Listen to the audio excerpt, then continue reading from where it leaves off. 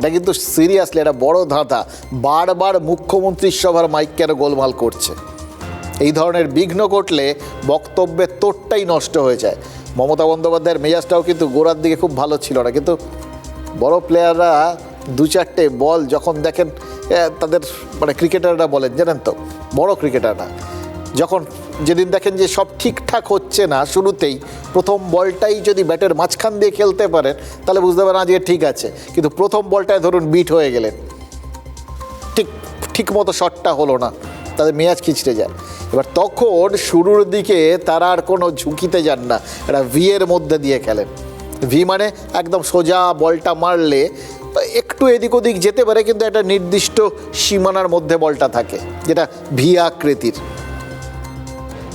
কিছুক্ষণ এরমভাবে খেলার পর তাদের ছন্দটা ফিরে আসে, তখন তারা বাহারি সব শটগুলো মারতে শুরু করেন।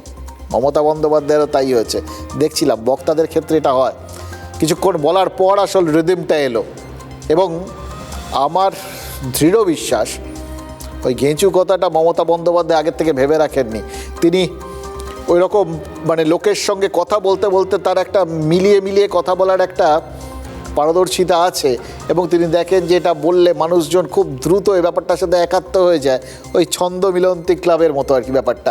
সেইটা করে তিনি নিজের ছন্দটা ফিরিয়ে আনেন আসলে।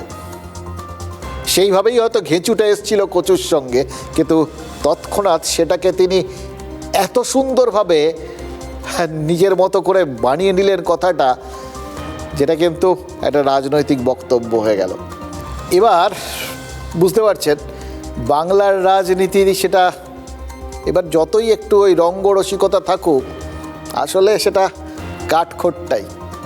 মমতা বন্দ্যোপাধ্যায়ের বাকি ভাষণটাও কিন্তু অত্যন্ত আক্রমণাত্মক ছিল। তার আগেই অমিত শাহ কলকাতায় সাংবাদিক সম্মেলনে একদম বাছাই শব্দ প্রয়োগ করেছেন, জবাব তো দিতেই হতো। আর ওরকম বাছাই ধারালো শব্দের উত্তরে কি আর মিষ্টি কথা বলা যায়? তিনিও দুর্যোধন, দুঃশাসন, শকুনি মামা, মানে মহাভারতের কৌরব পক্ষের কুখ্যাত যত চরিত্র আছে সেগুলো সব বিজেপির নেতাদের জন্য বরাদ্দ করে দিয়েছেন।